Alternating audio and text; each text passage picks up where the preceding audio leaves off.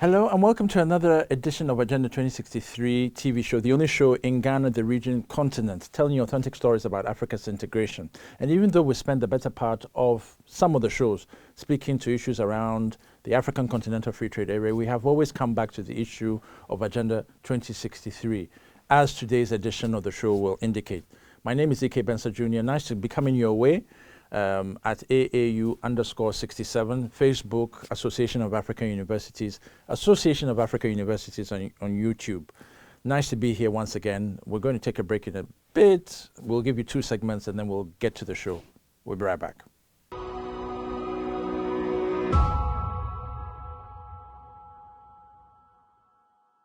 Okay, so welcome back from the break and welcome to APRM Watch. This is the space where I give you updates of developments around the African Peer Review Mechanism, which is based at the Continental Secretariat in Midrand in South Africa. Now, the African Peer Review Mechanism is responsible for making sure that member states accede to certain targets that they have set, parameters, good governance and that kind of thing. It's actually very consistent with Aspiration 3 of Agenda 2063, which talks about good governance for the continent. Now with APRM, there's a lot of activity on their Twitter feed. So from time to time, I give you updates, and today that's what I'm going to do. Right now, for African Peer Review Mechanism is in Sierra Leone, right here in the region of West Africa. They're doing a targeted review report, and when you look at the Twitter feed, they say that they have kicked off with a technical workshop on the integration of the APRM National Plan of Action to Sierra Leone National Development Plan in Freetown, Sierra Leone. Then the other tweets say that we want an Africa that is prosperous, integrated, and able to respond to crises. And this is what one Ambassador Mbukisita Lewanika, APRM lead and panel member for Sierra Leone, was saying on the targeted review. One Mr. Amara Kalon, Deputy Minister of Political and Public Affairs in Sierra Leone, was saying that for too long, Africa's story was written by outsiders. This targeted review shows that Africa has capacity and will to generate data and respond adequately where necessary. And then the Deputy Minister of Political and Public Affairs says that he wants to thank civil society organizations for their critical and diverse contribution in the development of the targeted review report. And then His Excellency Francis Kai, Minister of Planning and Economic Development, Sierra Leone, says that the Ministry of Planning has commenced review of medium-term framework, so this workshop could not have come at a better time. And then for those 2 other points on APRM in Sierra Leone, is that the chair of the National Governing Council of Sierra Leone, Ms. Abigail Renner, says the NGC, which is the National Governing Council, is responsible for providing oversight, implementation, monitoring, and evaluation of the MPOA into the NDP, which is the focus of this workshop. And then finally, Ambassador Mbukisita Lewanika, APRM lead panel member for Sierra Leone, says that Sierra Leone lessons from Ebola has enabled it a rapid response to COVID-19. There is no doubt that government will achieve ambitious objectives as it has overcome Ebola. Then a bit of other news around Sierra Leone is that the ongoing technical workshop aims to integrate the findings and recommendations from the targeted review report to the Sierra Leone National Development Plan. So there's going to be work, APRM's work that is doing the targeted review, looking at certain parameters, will then feed into Sierra Leone's own National Development Plan and see ways in which it can integrate. And let me take the opportunity to say that because of COVID, a lot of these technical targeted reviews were slowed down. But Sierra Leone is only one of the African countries, not just West African countries, but African countries who decided to look specifically at how the lessons of Ebola could help how to fight COVID. And so Sierra Leone has, and I believe APRM will be coming out with a publication on this. Sierra Leone will be coming out with, through APRM, a publication on how they have been able to help combat and minimize COVID cases because of the experience, the horrible experience that they had in 2014, 2015, fighting Ebola. Even though Ebola and COVID are not the same kind of disease, it is still, they are both serious diseases which are similar to each other, which helped Sierra Leone find interesting ways in which they could deal with the disease. So finally, one Dr. Carbo, Ministry of Health and Sanitation, explains that when COVID-19 struck, most of the interventions were lessons drawn from fighting against Ebola. So the country has drawn a lot from the Africa Peer Review Mechanism Targeted Review Report and the proposals for fighting the virus and any other future health emergency. So in many ways, the horrible experience that they had in 2014, 2015 with the epidemic, not the pandemic, epidemic of Ebola has helped Sierra Leone manage COVID probably much better than a lot of other African countries. Then finally, on the APRM Twitter feed, Dr. Joseph Kamara, National Consultant for Targeted Review, presenting on the National Plan of Action and its integration to Sierra Leone National Development Plan, explains why, Sierra Leone is making impact on this whole issue of lessons of Ebola for COVID. So that's about it. For updates on the APRM Twitter feed, gave you a good update of developments around Sierra Leone and what it's doing with lessons of Ebola for the COVID crisis. And once the publication comes out, I will be sure to give you, links and updates on how we can do that. So thank you very much for that, giving you an update of what's happening with Sierra Leone and APRM. We're going to take a quick break, then we'll be right back with Ear on East Africa. We'll be right back.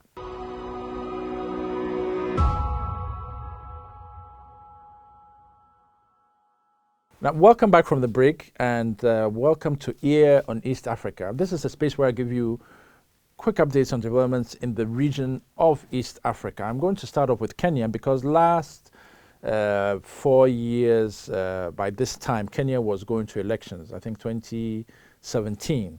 Now, it turns out that the next elections will be in 2022. I understand probably because of COVID, they have postponed it for 1 year. So when you look at Kenyan papers for the past couple of weeks now, a lot of the papers have been about DP Ruto, that's the vice president. There was even a story about him going to Uganda and some wahala going on there, some issues to do with, diplomatic issues that arose from that. And a lot of, typical politics conversations on the front pages of Kenyan papers. So even though the election is going to be next year, I believe that Kenyans are going to be inundated with issues around Uhuru, Kenyatta and DP Ruto and all these other things for a while, for a lot to come. In the meantime, there's been a lot of other stories going on in the East African sub-region. And I'm going to read some from the Twitter feed.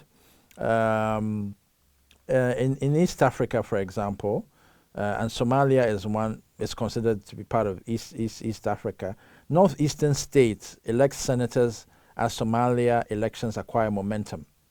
So Somalia will be having its elections very soon, and very interesting for them. Now, one tweet says rainfall seasons will be shorter and more violent in East Africa. And this is an assessment confirmed by what's happening with the Burundi crisis in these hours. So there's going to be a lot of rain. Burundi has been ravaged by flooding from rainfall and the swollen Lake Tanganyika, which is causing a lot of unexpected floods and rains in that East African country. Meanwhile, of course, here in West Africa, it's been as dry as ice. There's been very little rain. The rain tries to rain, and you don't know what happens to the rain, but over there, too much of it. Now, there's some more other interesting tweets. Kenya and South Sudan have abolished visa requirements for their nationals visiting the two countries with effect from July 26, 2021, in the latest move to boost integration. and someone is asking, as for Ugandans, what is happening with that one? And they show a picture of Ugandan papers that say Ugandans with no legal documents face deportations. Ugandans are given 3 months to fully process documents. So even though this is a region where free movement is happening, one wonders why the free movement is not happening at the speed with which it is happening in regions like West Africa, where you would not be hearing stories like this. South Sudan and Kenya are in the same region of East Africa community, and yet they are now abolishing visa requirements, which may be a bit too late, but I guess better late than never. Some more stories about East Africa. Is UNHCR regains access to Tigray refugee camps for Eritreans. East Africa and North Africa, hundreds of victims of rape, sexual slavery, and mutilation are some of the stories. And I think there's some more stories about COVID, and then foreign contingents arrive in the Democratic Republic of Congo as reinforcements by Axadol. Prime Minister Abiy Ahmed requires nationwide mobilization, and some more stories. Ethiopia's Prime Minister is urging citizens to fight Tigray rebels, and then, So a lot of very interesting stories, always popping up. Some we may get overwhelmed, but basically rainfall. Although Kenya is very hot at the moment, but in the East African region generally, there's been a lot of rain, and Burundi sadly has been one of the victims. Ethiopia, not much is still happening there as far as peace is concerned. We pray that they get to peace very, very soon. And in the meantime, we're happy to read that Kenya and Somalia have abolished visa restrictions, and I think those are the major stories. AU troops accused of killing civilians in Somalia after Al-Shabaab. So still Al-Shabaab is still a headache for some of the East African troops, but at least we're happy with the story of Kenya and Somalia, and we'll definitely be following up on that because free movement in this era of after needs to happen across the continent. And free movement is something that in the main programs going forward in the next couple of months we'll definitely be coming back to, because it is of critical concern that we need to be able to move freely if we are to trade. And it is part of the Agenda 2063 flagship projects, free movement of people and persons. And that is something that we're definitely going to be championing very hard and fast over the next couple of months. So thank you once again. Our journalist Doreen Nawa is ready to speak with us on her win, and we'll definitely be having some very interesting conversations with her on why and how she won that award and lessons for the future for other journalists who want to be part of the Agenda 2063 Media Network. Hope to be getting to that very soon. We're going to take a break. We'll be right back.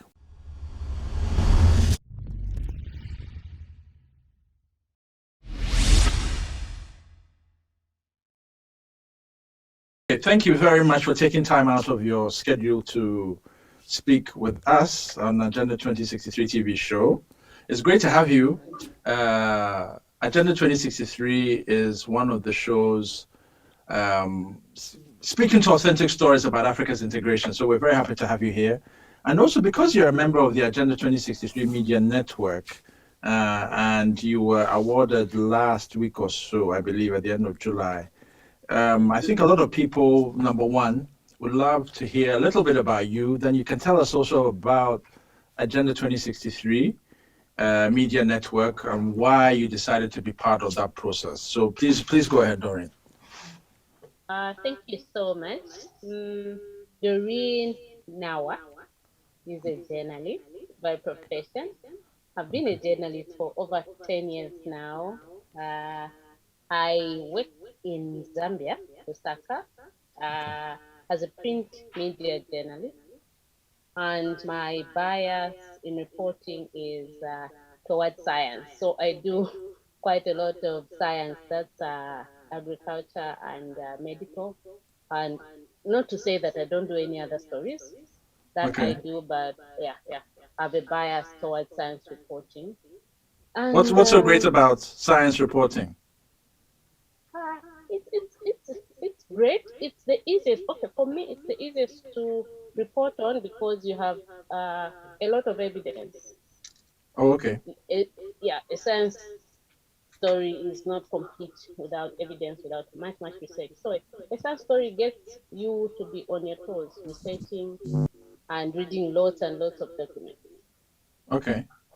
Yeah. And I guess that cannot be said of issues around the African Union. There isn't always that much evidence, Mm-hmm. to write stories. So, what was the compelling impetus for you on deciding to be part of the Agenda 2063 Media Network? Uh, what drew that interest was Yes. uh, uh,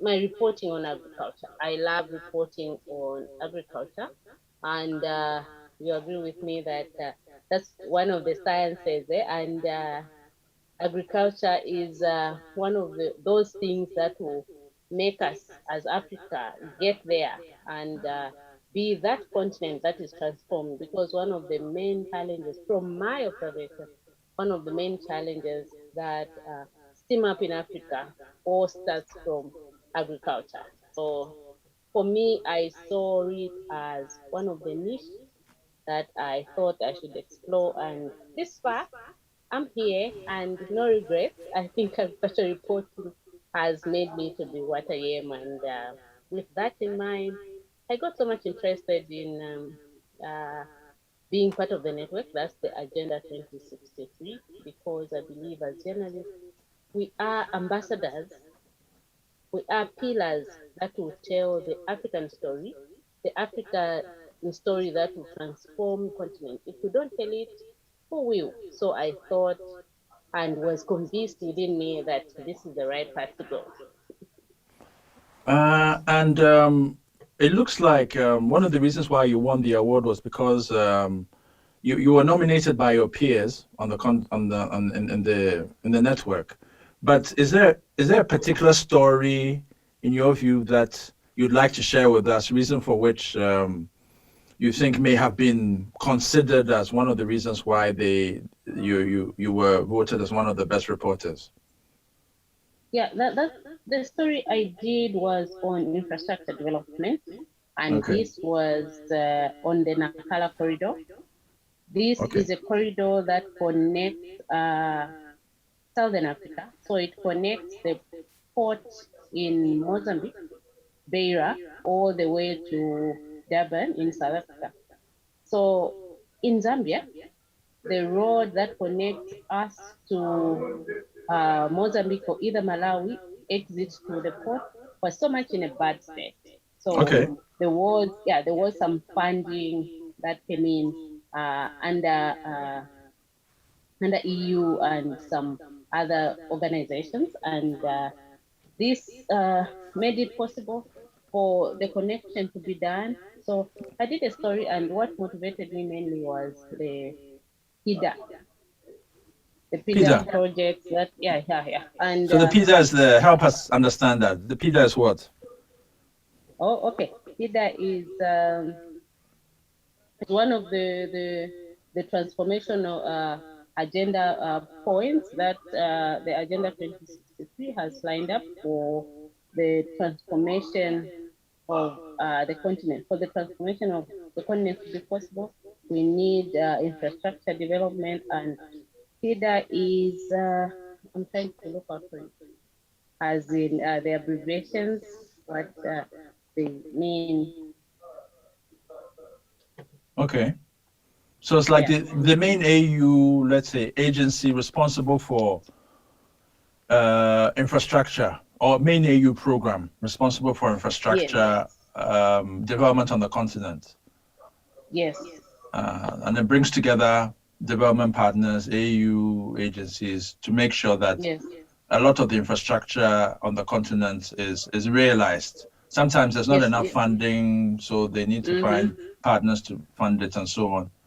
Okay, so that's why Yeah. I guess the EU was working on the road. EU had, I suppose, put some funding into that corridor that you are talking about, Yes. which even though it was under the PITA project and an AU thing.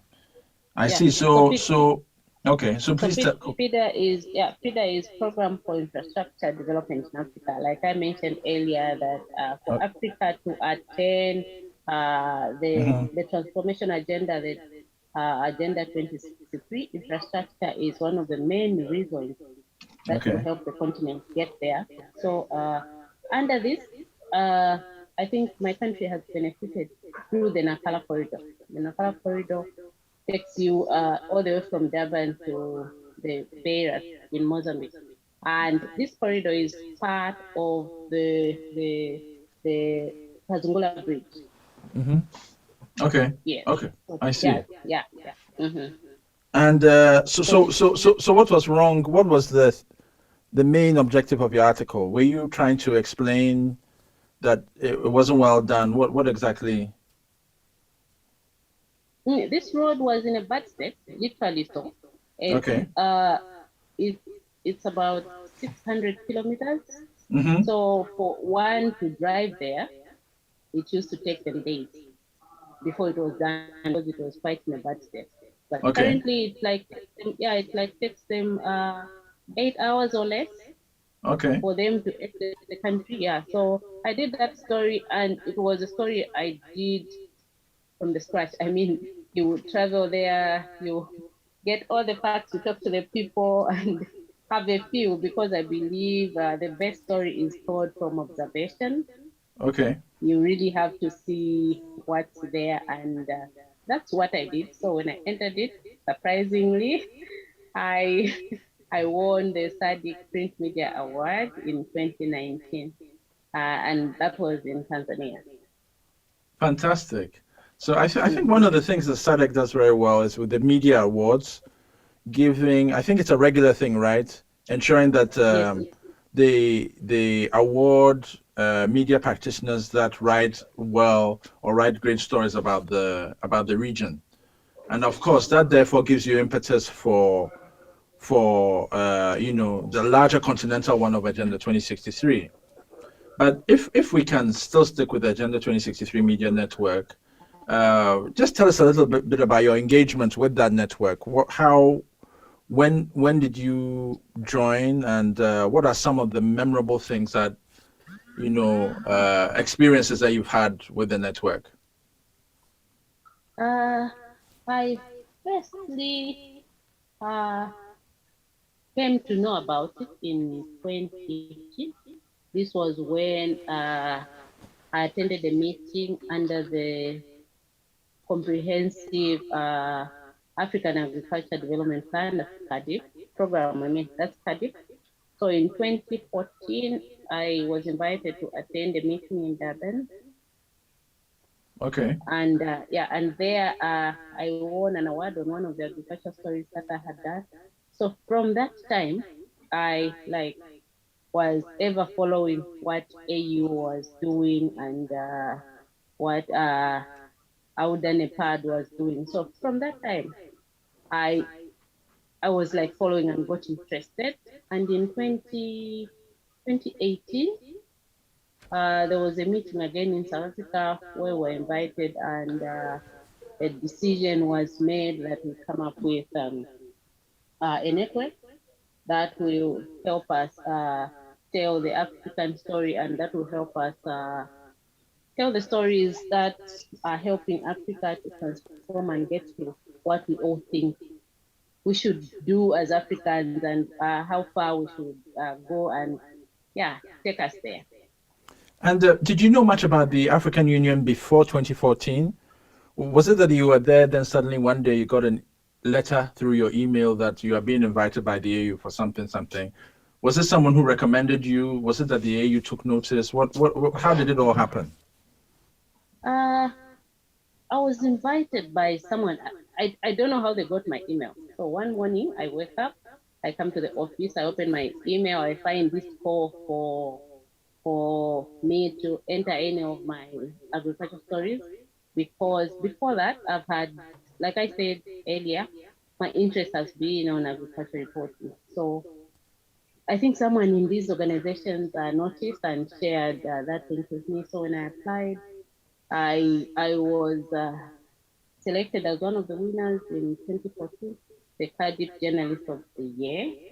Okay. So from that, yeah. But before then, I would say I didn't know anything about it until someone shared and said, okay, you seem to tell good stories, so you can try this, and I did, and won the award again. So yeah. I'm asking because, being a member of the Agenda 2063 Media Network, some would assume that um, you have you know a lot about the African Union. It's normal because it's an AU network.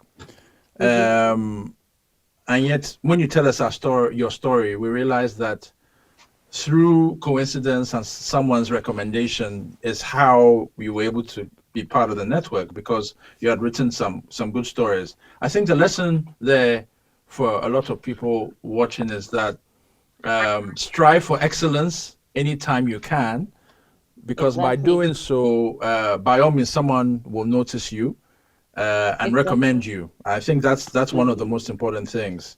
Even if you don't know much about some of the institutions on the continent, it will always be an avenue through which someone will say, "Look, this person is doing very well. Let me put him in this place." So I think that is one of the lessons. The other lesson also is, of course, the kind of skill that you have. You like to write. There are a lot of people who write. Some write Mm-hmm. badly and are still with news, are still working in media houses, and some write well, and some write averagely. You Mm-hmm. seem to have a knack for winning. You won in 2014. You won one in 2019. Mm-hmm. Give us an idea of some of your winning superpowers. What is it? What are some of the things that you have, elements that you think you have that gets you to win? Because look, this domain Uh-huh. is a largely male-dominated domain, as you all know. Yes, There are a yes, lot yes, of yes. men writing about agriculture, probably more than women. So, what Mm-hmm. is it about your kind of writing? You did talk about evidence-based stuff, which is good, but what is it that you would say you would like to recommend, especially probably to the upcoming women who may also want to emulate you, and men as well? What is it that you think they should focus on to get that winning article? I think the best thing to do when you're writing a story is not to rush it. Okay. Take your time when you're writing a story, research more, because a best story, from my observation, from what I've gone through, I think the best story is told from observation. Okay. One challenge that I see is I don't know whether it's because we have limited resources to get to certain cases to make us tell the story, but Okay. I think one of the things I've noticed is we rush the story because we will pick up maybe a release, or we'll pick up a report, and just from there, then we think our story is done. But from my observation, the best Hmm. story is one that you tell from observation, the one that has enough data, because Hmm. you cannot just say maybe 10,000 without quoting where you're getting the 10,000 from. Is it from a report? When was the report published? And and where is the report? Where can one get it? So from my few years of experience in journalism, I think I've learned not to rush my story, Okay. not to rush my story, to give it time, to give it enough evidence, as in data, enough pictures, and through that you will realize that you tell a good story. And I want to agree with you. Most of these stories the good stories seem to be done by men, because men can take risks. Yes. Yeah. Yes, yes, yes. So another point is, as a woman, you should be ready to take a risk because you have to tell that story. yes, I know that no story is worth your life. That I agree with all of you Yes, who yes, are listening to me. Yes, but you always find a way to tell the story. That's why I said you give it time. If you, there's no way that you can fail to tell the story or in all your attempts. You find yes. that at a single moment in time, you really succeed and tell that story. So for me, what I've learned is I take my time to do a story, and sometimes it's not easy for us in the media because maybe you've told your editor that I have this story in mind, and the editor thinks it's a good story, and the editor will push you to say, okay, when are you getting this story? Or at least always find an excuse that is valid so that you have enough Mm-hmm. time and you have a rich story to tell at the end of the day. Mm-hmm. And I also want to comment on people that think maybe Doreen has a link or you have to have a link at the AU for you to be noticed. That's not what I've noticed. Because from my experience, it's your work that will sell you as a journalist. Yes. Your work And should speak this, for itself. thank you, that's it, that's it. So it's the work that speaks for you. Yes. I'll give an example of this nomination that you talked about that happened was it end of July. I didn't even know, and someone was asking me, a friend from DRC. I hope she's watching. She was asking, how did you canvass all the votes? I said I didn't canvass a single vote. Okay. I see. Yeah, so so It's work a that normal speaks thing, for itself. Doreen. Yeah. It's a normal thing. A lot of people would assume because engaging the AU is not an easy thing. No. As you would know, even within the network that you are, sometimes even getting access to certain AU people is not always very easy. Even though the network allows you some privilege, it's a lot easier to ask Mm-hmm. certain AU people. So there's some privilege there. But when Mm-hmm. you try to get information from other people to write your story and you let them know that you're a member of the network, does it help the work that you do when you let them know you're a member of the network, or does it hinder? Because they may feel, well, since you're already connected to, you have access to some of the AU people, why are you asking them? Because you already have some kind of privilege. Maybe you can For help me, us understand that. yeah, for me, belonging to the network has helped me tell my agriculture story best No. because I Yeah. believe people have had a bit of confidence. You know, the AU is not an Yeah. organization that you may think can fit in your hand. Yeah. Yeah. So when you have such a connection, you have you command a certain degree of trustworthy from people, Yeah. and this has helped me to be that ambassador that will tell the African story, especially on agriculture best. Because when you go to an organization and maybe you met one or two people in these meetings across the continent, and you remind them, oh, I was part of this and this and this. You find if at first the answer was no, it will slowly turn into a yes. Oh, let me talk to my boss. Maybe he will help give you this document you're looking out for. Or let me ask this one, so you tend to have an easier connection just because you belong to the network. Okay. Okay. That's Mm-hmm. good to know, because then, for those who are interested and who are interested in joining the network, it's some comfort to know that they have to also continue to do what they do best in writing, to continue to communicate the story, the African story. But Mm-hmm. if I may just ask, um, agriculture, we've heard a lot about it on the continent, that we need to be able to eat what we grow and grow what we eat and all these other things.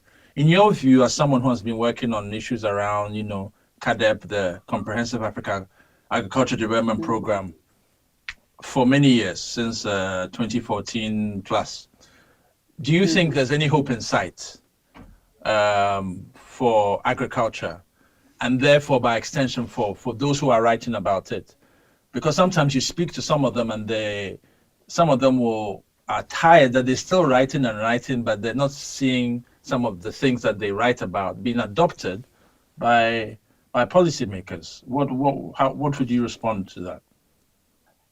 There's so much hope in agriculture being one of the key drivers to the continent's transformation. And it's us journalists that will show this picture because, Okay. like, I am seated in the comfort of my office without me going in the field to talk to that extension officer about maybe there's a new disease or there's a new insect, there are new insects that are attacking their crops and what are Okay. they doing? If I, as a journalist, does not go in the field, as in to talk to the people on the ground, the farmers, Mm-hmm. then I don't know how that story will be told. So to me, there's so much hope, and it's it's like everywhere. There's this story about how we can succeed in telling our story on agriculture. There's enough information, I believe. For me, yes, there's enough information that I can tell an agriculture story almost every week in the field. In the office, you may not have it easy. Okay. And sometimes the African story, especially on agriculture, doesn't find itself on the first page unless it's one that It's that has scandalous. There's scandal or corruption. yes, yes. So that's one challenge that I've noticed that that discourages many journalists because you find an agriculture story is an inside page story or almost the end of the newspaper if it's thin. And I think that should not discourage uh, us because the more we push, the more one day that agriculture stories may find space on the front page. I don't know whether I've answered correctly. Fantastic. So going forward, with this win that you received with also Charles Makoka from Malawi, how will it inspire you to continue uh, carrying the conversation around, you know, accentuating the African narrative? How will it inspire you? It's a typical question to ask, but it needs to be asked because someone may say, "Oh, it's another win. Oh, okay, let me carry on." But sometimes it Mhm. just takes just that one win more to say, "Look, uh, the future, the sky is the limit. What more can I not do about reporting? The area that I report in." I think me winning and being nominated has energized me more Okay. because there are times when you do a story and you post it and you don't get a single like, especially an agricultural story, then you There's not a wonder. single like. Oh gosh, gosh. Then you wonder, did anyone read? But so privileged to know that people read agricultural stories that I do, and they know that I'm a journalist that tells most of the agricultural stories. So this award has energized me more to do more, knowing there is someone, even if I don't see them, but there's someone that benefits from my writing, and if I can do more, then many people will read uh, the different agricultural stories that will help us transform Africa. Fantastic. And I Yeah. think you are a perfect example of Aspiration 6 of Agenda 2063, which Yes. speaks to women and youth and the people-centered Africa. So Mhm. you have really, really highlighted that role. So congratulations once again, and congratulations also to Charles who was not able to make it. But Mhm. we hope to read more of your stories over the next couple of years, and we hope that you'll get more wins, and also probably ask you to help inspire more young women also who are coming into your media house to let them know that Mhm. yeah, it is possible to be writing in a corner somewhere and still get noticed on the continent. So well done once again. Doreen, if you have any parting words for us, we'd love to hear them. I'm so grateful to Outer Nepal because I think they're the ones that are mainly spearheading this. So without them noticing that zeal in me, I wasn't going to be here. So Yeah. thank you. To be specific, thank you so much for their communications officer, Mwanjang Anjo, and Millicent, too. I can't pronounce the other name. I think Benita's also part. Yeah. Yes, yes, yes, yes, Yes. yes. And the Chief Executive Officer, of course, Dr. Mayaki, whom I've a very elaborate mind, which gives you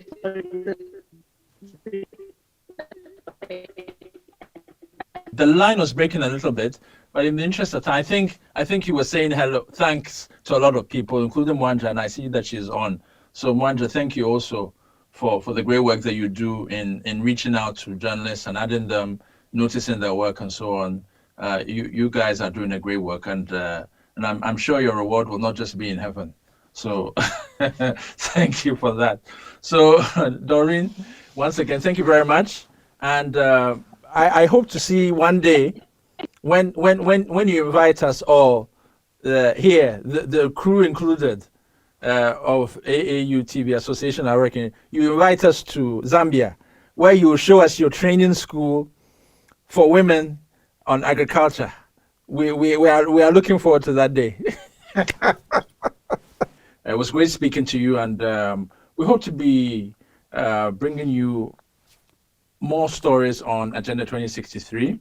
And I'm sure once we get another winning story, Doreen will definitely call on you. But we will keep pressing you to ensure that you bring us that school to educate young women on paying attention to agriculture. We hope to see that one day. It is not something that cannot be done. So we ask you to really have some thoughts on making it happen, if you can, and as practically as you can. So thank you once again to all those who took time out for this show. We'll definitely be coming your way next time with another interesting conversation. And once again, congratulations to all those who won, and we'll be back to you next week. My name is Ike Benson Jr., your regular host for this show. Have yourself a great day, and goodbye to all those who took time out to watch us.